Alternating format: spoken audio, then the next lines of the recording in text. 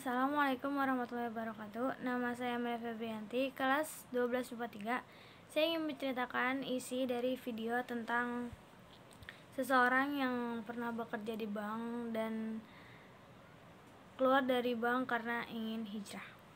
Di sini aku ingin menceritakan isi dari 3 video, yaitu video pertama menceritakan dari seseorang yang pernah kerja di bank, namanya Pak Chandra, yang sekarang ini dia seorang founder X Bank.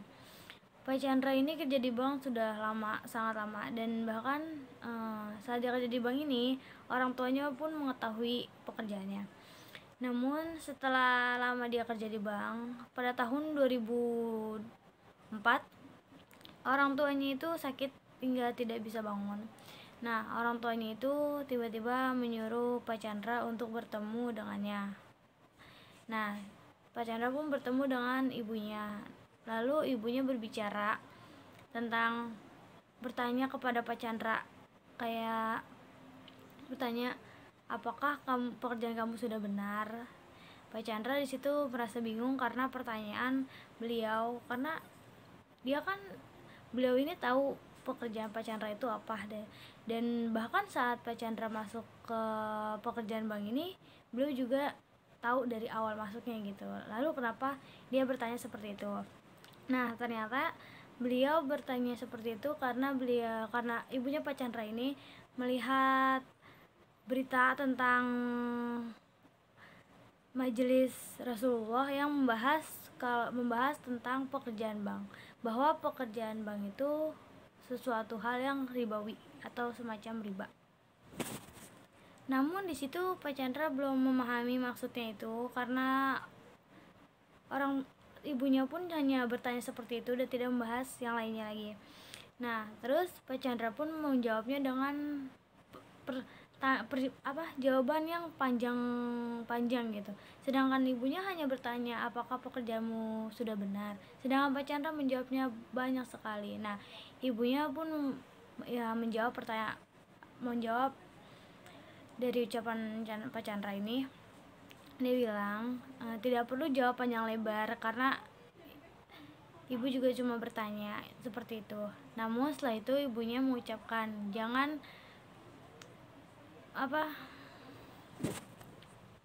gadaikan akhiratmu hanya untuk duniamu, semacam itu.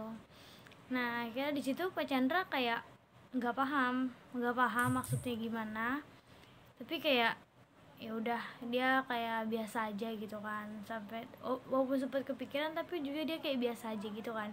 Nah, sampai akhirnya 2 bulan kemudian ibunya Pak Chandra ini meninggal. Nah, dia tuh nggak kepikiran sama kata-kata yang diucapin ibunya itu. Dia kayak udah lupa aja gitu. Sampai akhirnya berjalan hidupnya sampai di 2010. Saat di 2010 ini dia masih bekerja di bank, tapi dia juga sudah melupakan kata-kata ibunya. Lalu dia pun berangkat ke Mekah, semacam umroh atau haji. Nah, setelah di sana dia diberi Al-Quran oleh seseorang.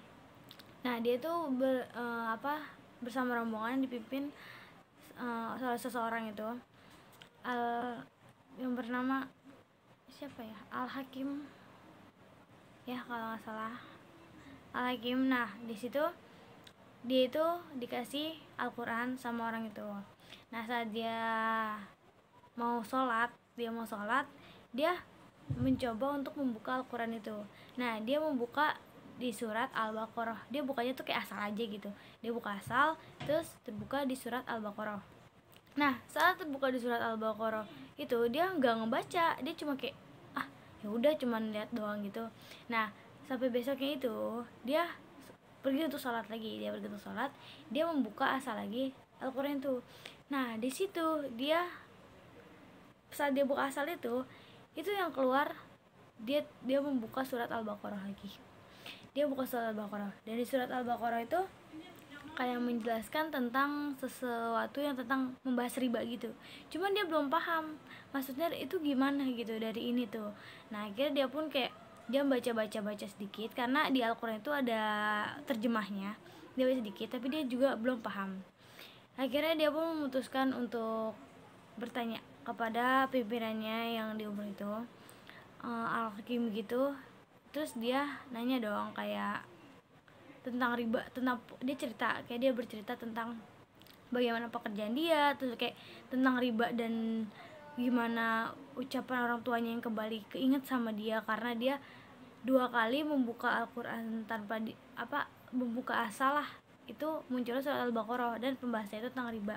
Di situ dia penasaran dong ada apa gitu, sampai dan di situ pun dia keinget kembali kata-kata orang tuanya yang diucapkan sebelum orang tuanya itu meninggal. Akhirnya dia pun bertanya lah sama pimpinan ini, kayak dia bertanya maksudnya itu apa gitu kan. Namun tiba-tiba pimpinan ini tidak menjelaskan bagaimana riba, tapi dia tuh hanya menjawab kayak ini tuh menunjukkan kalau kamu itu harus hijrah. Nah dari sini Pak Chandra ini bingung dong, maksudnya itu gimana, dia aja nggak paham tentang riba itu kan, dia tuh nggak begitu mengerti maksud tentang riba, tapi dia suruh hijrah gitu, dia bingung dong di situ. Nah akhirnya di situ pun dia mencoba untuk bertanya lagi kepada pimpinan itu, namun jawabannya tetap sama, hijrah. Sampai akhirnya dia 3 kali bertanya. Ketika kali dia mau bertanya, pimpinan itu ngomong kayak, jika kamu ingin menanyakan hal yang kemarin, maka jawabannya tetap sama. 3 kali nanya jawabannya itu tetap sama gitu, hijrah. Dan dia bingung dong di situ. Nah akhirnya dia bawa buku Al-Quran itu yang tentang membahas riba. Nah dia berada di Masjid Nabawi, saat itu masih di Mekah. Dia membaca Al-Quran itu dengan posisi berbaring juga, sambil berbaringan kan. Nah saat dia berbaring, ada seseorang yang tampilannya tuh kayak orang Arab gitu. Ada 3 orang, yang satunya itu agak tua, yang 2-nya itu lebih muda gitu. Nah terus seseorang itu kayak diizin buat duduk di dekat Pak Chandra. Awalnya Pak Chandra merasa kayak, loh kenapa dia orang dekat-dekat, kayak berpikir kayak kenapa dia orang dekat sama gua gitu. Padahal kan di situ luas gitu, karena posisinya emang di situ lagi nggak rame karena lagi jamnya selesai sholat, jadi tidak ada yang sholat karena sudah pada sholat gitu kan, lagi sepi gitu. Itu pun luas, kenapa harus di samping Pak Chandra gitu kan. Cuman dia kayak ya nggak mungkin jawab kayak gitu dong. Akhirnya dia pun kayak menyilakan mereka untuk duduk di situ. Setelah duduk situ, posisinya tuh kayak ini Pak Chandra tiduran dan dia tuh ada di sini, dan yang tuanya di sini, yang 2 anak mudanya itu di sini madep sama yang tua ini kan. Nah mereka tuh juga mengeluarkan kayak Al-Quran kecil gitu kan. Nah pas itu tiba-tiba yang tua ini kayak bertanya sama Pak Chandra, bertanya tentang pekerjaannya gitu kan, kayak pernah kayak nanya kamu dari mana gitu kan, pakai bahasa Inggris. Terus Pak Chandra jawab dari Indonesia. Terus dia pun bertanya kamu kerja apa gitu, tapi pakai bahasa Inggris. Nah situ Pak Chandra pun kesel awalnya dia, karena selama ini dari tadi dia tuh lagi pusing mikirin tentang hijrah, riba atau apapun itu karena pekerjaannya, dan sekarang dia ditanya tentang pekerjaannya. Dia jadi kayak kesel, antara kesel atau gimana, cuman dia kayak mikir kayak udah dia jawab dia kerja di bank gitu. Akhirnya tiba-tiba orang tua ini menyuruh Pak Chandra untuk duduk. Dia duduklah di situ. Terus tiba-tiba orang tua ini kayak menjelaskan kayak pekerjaanmu itu salah digituin. Buat apa kamu jauh-jauh ke Mekah sini? Tapi pekerjaanmu tuh salah, kayak kamu, orang tua itu berbicara kan kayak kamu itu kan ke Mekah, berarti kamu percaya akan kepada Allah gitu kan, tetapi kamu tidak percaya kepada syariatnya, semacam kayak aturannya gitu. Nah dia pun memberitahu bahwa kerja di bank itu sesuatu hal yang salah gitu. Nah di situ Pak Chandra pun bingung dong apa maksudnya gitu. Akhirnya orang tua ini pun kayak menjelaskan tentang riba gitu. Nah ia pun membuka Al-Quran kecil yang ia pegang, nah tentang pembahasan riba. Di situ Pak Chandra melihat dong itu surat Al-Baqarah yang tadinya ia buka. Ia pun ikut membuka Al-Qur'annya. Dan orang tua itu melihat di Al-Qur'an ini sudah dijelaskan bagaimana tentang riba gitu. Lantas kenapa kamu masih terus menjalani pekerjaan itu? Nah, namun di situ Pak Chandra itu lumayan sedikit sadar dan sedikit paham apa maksudnya dijelasin tentang riba. Nah, dia pun terbuka lah akhirnya dari situ dia sadar bahwa pekerjaan dia selama ini salah, dan dia pun mengerti tentang apa yang ditanyakan oleh ibunya saat itu. Setelah selama itu dari 2004 sampai 2010 dia baru paham maksud dari pertanyaan ibunya, dan dia pun baru paham dari kata-kata ibunya seperti itu. Sampai akhirnya dia pun kayak pas ingin pulang ke Indonesia, dia pun mulai berpikir bagaimana cara dia untuk keluar dari bank itu, dan bagaimana cara dia nanti ke depannya gitu kan. Dia memikirkan hal-hal itu kayak, dan dia juga kan sebenarnya sebelum itu dia udah sempat buka usaha, jadi usaha bubur ayam gitu. Nah, bubur ayamnya itu bubur ayam dinamai bubur ayam sesuai nama ibunya ya. Nah, sesuai nama ibunya itu. Nah, bubur ayam itu ada, dia membangun usaha bubur ayam itu dari 2004 hingga 2010 ini. Nah, terus dari sini dia pun masih mengelola usaha itu kan. Nah, namun pas dia balik ke Indonesia, dia nggak langsung keluar tuh dari bank, dia nggak langsung keluar kan. Dia nggak langsung keluar, tapi dia nyari tahu lagi, dia memastikan lagi tentang riba. Nah, dia pun datang ke suatu masjid. Nah, dia bertanya sama salah satu kiai Habib apa ustadz ya, semacam itu, di salah satu masjid gitu kan. Saat ia ingin berceramah, Pak Chandra ini bertanya kan kepada dia dan menceritakan bagaimana tentang pekerjaannya dan apa yang dia dapat, pertanda-pertanda yang dia dapat. Nah, namun jawaban dari ustadz ini, kayak ini itu kayak jawabannya sama kayak sebelum-sebelumnya, bahwa dia, Pak Chandra ini disuruh hijrah. Nah, dia makin bingung situ, maksudnya tuh gimana sih gitu, kayak dia cuma disuruh hijrah tapi dia kagak diyakini tentang ribanya itu gitu kan. Akhirnya dia pun memiliki ya sudahlah gitu, sampai akhirnya kayak itu datang ke tempat ceramahnya itu yang di depan itu, mimbarnya itu. Nah, kayaknya itu kayak memberitahu kepada seluruh orang yang datang ke masjid itu untuk mendoakan Pak Chandra agar hijrah. Dia seperti memberitahu bahwa ada seseorang yang ingin hijrah, namanya itu Pak Chandra. Akhirnya mereka semua kayak itu menyuruh mereka semua ada di masjid itu untuk mendoakan Pak Chandra yang akan hijrah gitu. Sampai akhirnya di situ pun mereka kayak Pak Chandra malah kaget kan, kayak kenapa jadi pada ngedoain mereka dia hijrah gitu, padahal dia aja kayak masih bingung gitu bagaimana caranya gitu kan. Akhirnya setelah itu Pak Chandra pun pulang kan, dia pulang, terus dia akhirnya dia mencoba untuk mencari cara juga bagaimana ia bisa keluar dari bank itu, karena posisi beliau ini juga udah tinggi banget kan di bank itu. Nah, jadi dia pun mencoba terus bagaimana dia keluar, mengurus yang lainnya juga gitu kan. Terus kayak dia juga punya sebuah kayak tabungan gitu. Sampai akhirnya dia pun keluar nih, dia keluar pada tahun 2013.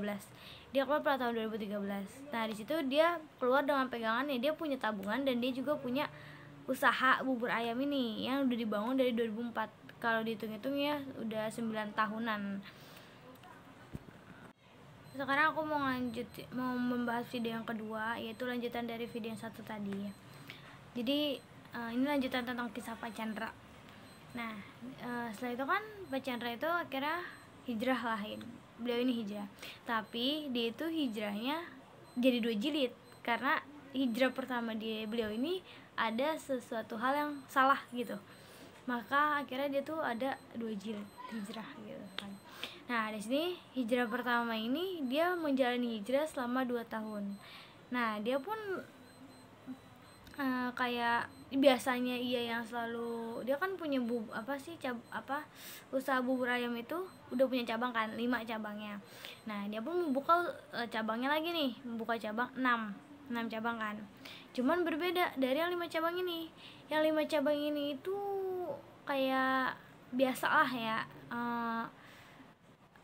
pekerjanya juga biasa aja gitu. Tapi yang 6 ini kayak diperhatiin dari tempatnya, para pekerjanya, terus kayak fasilitasnya itu tuh dibeda banget sama yang 5 cabang ini ya.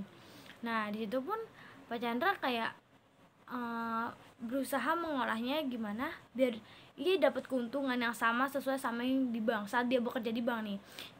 Gimana caranya agar dia bisa dapat keuntungan dari usaha bubur ayam ini biar keuntungannya itu sama kayak di bank gitu kan. Nah setelah itu berjalannya pun semakin berjalannya waktu itu kayak usaha dia itu nggak ada yang nggak ada yang mencapai targetnya. Jadi kayak biasanya dia kayak dia mencatat target kalau dia bakal dapat segini, tapi malah enggak gitu. Dia hanya dapat 500.000 saat itu keuntungannya, ibarat kata. Beda saat dia bekerja di bank. Kayak saat dia bekerja di bank itu keuntungannya tuh kayak banyak banget ya pastinya. Nah sedangkan ini tuh enggak kan. Nah padahal dia tuh udah mengolahnya gimana kayak biar dia punya keuntungan tuh sama seperti dia saat dia bekerja di bank gitu kan. Tapi ini enggak, dia cuma dapat 500. Tapi akhirnya kayak dia mikir kayak enggak apa-apa lah gitu kan, masih ada usaha, masih ada usaha lain juga kan soalnya kan banyak tuh cabangnya. Terus kata dia, bahkan dia juga mikir kayak masih ada tabungan, dia mikirnya gitu. Berjalan lah, tapi itu enggak naik-naik tuh budgetnya, kayak yang dari keuntungan dia dapat tuh enggak naik-naik 500 gitu-gitu aja gitu. Tapi dia kayak ya enggak apa-apa, masih tabungan selalu kayak gitu. Nah terus makin situ dia makin sadar, sampai kayak tuh dia sadar bahwa itu salah. Seharusnya dia benar hijrah, tapi caranya itu salah. Harusnya dia hijrah itu jangan bersandar pada tabungan ataupun usaha, tetapi bersandarnya sama Allah. Karena ketika dia bersandar pada usahanya, pada tabungannya, itu namanya dia hijrah ya karena dia mikir dia udah punya usaha gitu, bukan karena Allah gitu. Kalau dasarnya dia memang hijrah karena Allah, seharusnya kayak dia bersandar sama Allah gitu kan, nggak perlu mikir kayak tenang masih tabungan, enggak, tapi kayak nggak apa-apa ada Allah, pasti harusnya seperti itu. Dia merasa itu salah, akhirnya dia pun kembali memulai hijrahnya dari awal. Dia mau melakukan sholat tobat dari awal, melakukan sholat tobat kayak pengampunan, dan dia merubah sandarannya yang tadi dia bersandar pada usaha tabungan, dia merubah sandarannya kepada Allah di situ. Nah di situ pun akhirnya dia itu jilid kedua lah ya, setelah 2 tahun dia hijrah ini kagak, jadi ini tuh kayak ibarat kata nggak sah karena hijrahnya ini salah gitu kan. Sampai akhirnya dia mulai hijrah kembali dengan cara ya melakukan tobat kembali. Ini baru dia benar-benar bisa gitu, terbukti dari hijrah dia ini gitu kan. Nah terus jadi seperti itu, kayak ketika kita keluar dari pekerjaan, ketika kita tahu bahwa pekerjaan itu suatu hal yang gak baik, atau kita sadar pekerjaan itu riba dan kita harus keluar, itu kayak kita tuh keluar jangan karena gue punya tabungan, gue punya bisnis, itu enggak. Tapi kalau emang benar-benar niat keluar, perbaiki diri, kita hijrah, itu karena Allah Subhanahu Wa Taala. Jadi kayak kita berpikir kayak bahwa percaya bahwa ketika kita keluar itu kita bersandar kepada Allah, jadi enggak dengan tabungan ataupun dengan usahanya, enggak seperti itu. Dan kadang ada ya orang yang saat dia bekerja nih ya di bank, terus dia pengen keluar karena dia sadar itu riba gitu, tapi dia berpikiran kayak nantinya gue kalau keluar makan apa gitu, nantinya gue kalau keluar gimana gitu, gue kalau keluar ntar gue bisa kayak gimana atau apalah itu, berpikiran seperti itu. Sebenarnya kayak ya percayalah, di saat dia keluar kan kehidupan itu ya kayak skenario nya itu udah dari Tuhan, dan takdirnya juga dari Tuhan. Ya kalau mau kita niat keluar, kita hijrah, kita fokus ke jalan Allah gitu kan, kita percaya bahwa kita itu saat kita keluar itu ada Allah gitu. Jadi nggak perlu takut kayak nanti kita makan pakai apa, atau tadi nanti kita gimana, itu nggak perlu takut. Karena ketika kita niat keluar dan berhijrah, itu pasti ada aja jalannya dari Allah gitu kan. Nah terkadang nih orang ada yang niatnya keluar untuk hijrah, tapi saat keluar itu kan dia punya bisnis nih, pas dia keluar dia menjalani bisnisnya, bisnis itu sukses. Nah dia berpikir kalau hijrahnya itu udah selesai, padahal enggak, itu malah hijrah yang salah. Harusnya ketika hijrah yang benar itu ketika kita keluar, kita bersandarnya kepada Allah, balik ke yang tadi, bersandar kepada Allah, bukan kepada usaha atau apapun. Jadi ketika kalian keluar ada usaha kalian sukses, itu bukan bentukan dari hijrah, itu hanya seperti Allah memberi bonus kepada kalian tentang itu, tapi itu bukan keberhasilan tentang hijrah. Yang kalau kalian berhasil hijrah itu kayak kalian bersandarnya kepada Allah, bukan kepada bisnis ataupun kepada tabungan kalian. Nah terus kan ada seseorang bertanya pada bertanya pada Pak Chandra ini kan, kayak tentang kalau seandainya orang-orang itu pada keluar dari bank, itu siapa yang ngurusin di bank gitu kan. Nah, kan mikir gini ya, kalau dalam contoh itu di video ini dicontohkan semacam kayak misal nih ada sales bank gitu kan, dia bertanya kepada beberapa orang tentang pinjaman. Nah, ketika orang satu ditanya tentang pinjaman, dia menolak karena dia sadar bahwa meminjam di bank ini tidak baik gitu kan, dia sadar gitu kan, dia menolak. Nah, pasti kan salesnya bakal pindah ke orang kedua, ke orang ketiga, ke orang keempat gitu kan. Nah, ketika ke orang kedua, ketiga, keempat jawabannya sama seperti orang pertama, otomatis tidak ada yang bernabung di bank gitu kan.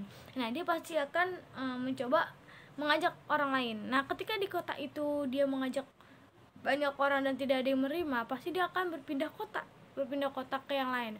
Nah, ketika yang lain juga sama, otomatis kita kan kayak teguh dengan pendirian kita bahwa menabung di bank itu salah segitu kan. Nah, ketika seperti itu, nanti kan pastinya jadinya bank yang mengikuti konsumen.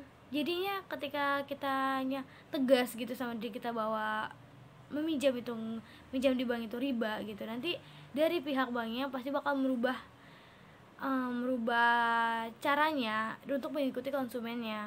Nah, jadi kayak kalau kita bisa melawan hingga dia mengikuti konsumen itu mengikuti kita gitu, mengapa kita selama ini menerima aja gitu kan, sedangkan kita tuh bisa melawan semacam itu. Nah, setelah itu ketika orang itu yang bekerja di bank itu kan gak semuanya Islam ya, ada yang Islam, ada yang juga mungkin non Islam gitu. Banyaknya orang kerja di bank dan dikitnya orang dikerja di bank, apakah berpengaruh dengan kehidupan kita? Berpengaruhkah dengan keuangan kita? Enggak ada pengaruhnya. Jadi buat apa gitu? Itu enggak ada bedanya. Jadi sekalipun di bank ada pekerjaannya, itu pun enggak ada dampaknya untuk kita gitu. Semacam itu. Karena kan pada dasarnya kalau seandainya pinjaman atau transaksi itu kan juga ada bank syariah ya. Nah, bank syariah ini kan juga semacam bank, cuma beda caranya kan. Jadi untuk apa kita pikirkan kayak takut gitu, kayak mikirin kayak kalau seandainya nggak ada yang dikerja di bank itu gimana gitu ya nggak sih, semacam itu. Jadi kayak sebenarnya nggak ada dampaknya juga sebanyaknya apa. Yang penting kalau seandainya kita bisa teguh sama pendirian kita, bahkan pihak bank yang bisa jadi menyamakan gimana konsep dia kepada konsumennya. Nah, terus ada juga kan bertanya kayak tentang gimana sih kalau seandainya kita di sana, kita kan di bank itu nggak boleh ya riba ya, tapi kenapa masih punya ATM gitu kan. Nah, Pak Chandra pun menjawab seperti ini, sebenarnya punya ATM itu nggak salah gitu kan, masalah menabung juga nggak salah, tapi yang salah itu biasanya transaksinya. Yang jadi pembeda itu transaksinya sesuai syariat Islam atau tidak gitu. Ketika kita punya ATM dan transaksinya itu sesuai syariat Islam, itu nggak ada masalah gitu. Yang penting tuh kayak gimana transaksinya gitu, itu yang jadi kunci buat sesuai sama syariat Islam atau enggak gitu. Terus di situ juga ada pembahasan, katanya ada cari bank syariah yang juga riba, itu semacam apa sih? Nah, Pak Chandra ini menjawab kayak sebenarnya itu tuh kembali seperti yang tadi, sesuai sama transaksinya gitu.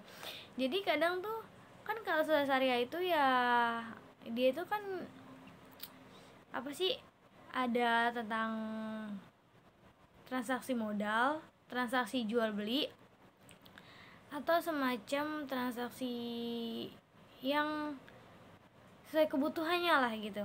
Ketika dia meminjam kepada bank dan dia kan minjam modal nih ya, pasti dikasih modal gitu. Nah, tapi kalau seandainya dia meminjam uang gitu kan, tujuan untuk apa sih dia minjem uang? Untuk membeli barang-barang. Otomatis di situ yang dia butuhin apa? Barang kan. Nah, ketika transaksi yang benar itu lebih baik menggunakan transaksi jual beli. Ketika menggunakan transaksi jual beli, mau nyicil, mau kredit, itu boleh.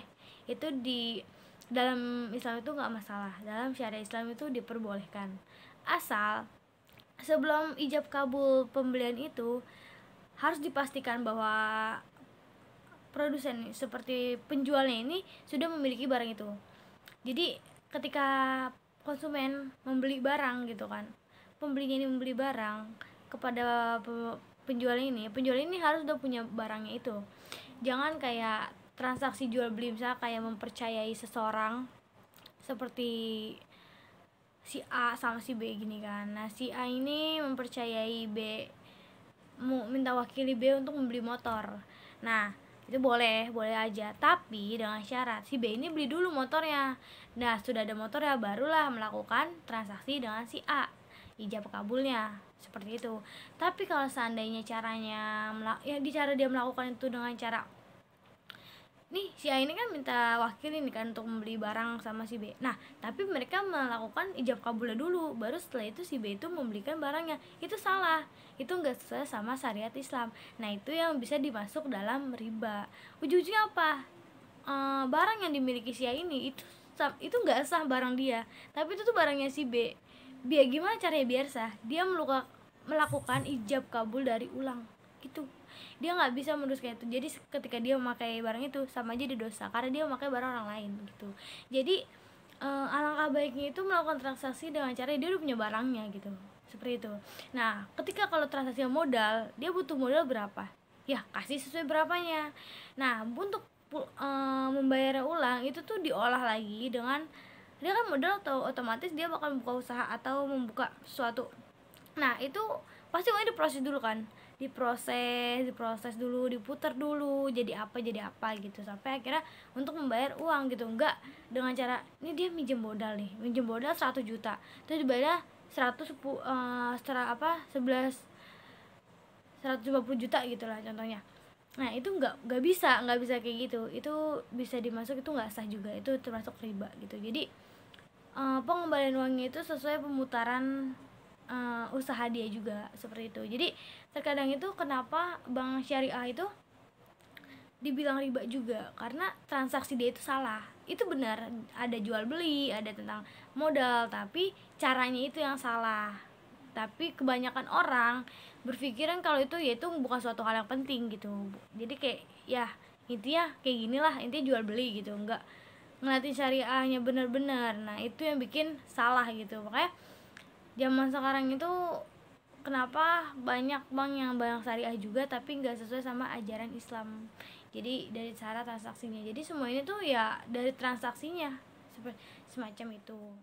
Mau menceritakan tentang isi video yang ketiga, yaitu video ini kayak menceritakan terkadang setiap orang punya masalah ya, tapi terkadang orang itu merasa masalahnya itu paling besar gitu, paling kayak ini masalah gue tuh rumit banget gitu. Padahal nyatanya di luar sana banyak yang punya masalah jauh lebih rumit dan jauh lebih sulit dari masalah dia gitu. Tapi banyak orang yang ngerasa kayak seakan-akan dia aja yang punya masalah rumit gitu, padahal nyatanya enggak. Di luar sana banyak orang yang punya masalahnya itu rumit gitu. Nah, terus nanti orang itu tuh kayak mengeluh gitu, itu padahal gak baik gitu. Itu menunjukkan bahwa kita kurang iman.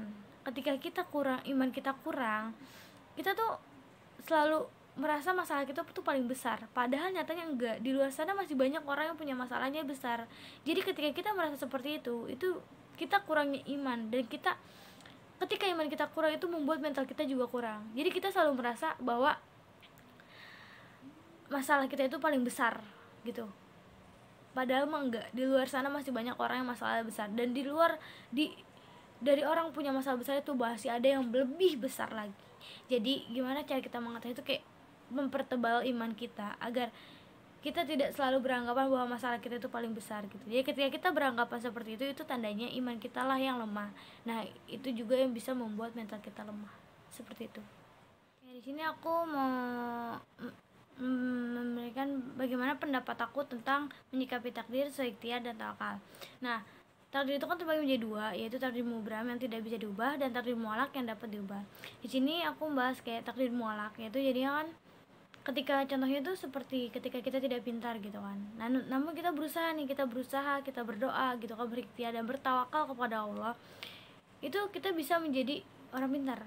Nah, di sini menurutku kayak suatu hal yang luar biasa dan bisa menjadi contoh gitu kan, bahwa sesuatu tidak ada yang mustahil ketika kita bisa berusaha dan berdoa juga berserah diri kepada Allah. Dan itu membuktikan bahwa kembalinya takdir dan skenario yang kita jalani itu sesuai sama Allah. Jadi kita tuh ya udah, kita tinggal usaha, kita berdoa, dan kita bertawakal gitu. Nah, di sini bisa kayak menjadi contoh kepada banyak orang bahwa tidak ada yang mustahil di dunia ini ketika kita mau berusaha dan berdoa, begitupun bertawakal. Kecuali yang memang takdir yang masuk ke dalam golongan takdir mubram seperti kematian, jodoh gitu kan. Tapi ketika kita juga berdoa mendapat jodoh yang lebih baik, tidak ada hal yang mustahil untuk Allah memberikan jodoh yang terbaik juga buat kita, bukan seperti itu. Jadi menurut saya menyikapi takdir dengan ikhtiar dan tawakal itu ya memang sesuatu hal yang luar biasa. Ketika kita percaya bahwa Allah itu bisa memberikan sesuatu hal sesuai usaha kita, dan bagaimana kita memintanya kepada beliau itu pasti akan dikabulkan. Semacam itu pendapat saya. Pembacaan isi video dan pendapat dari saya, kurang lebihnya mohon maaf. Wassalamualaikum warahmatullahi wabarakatuh.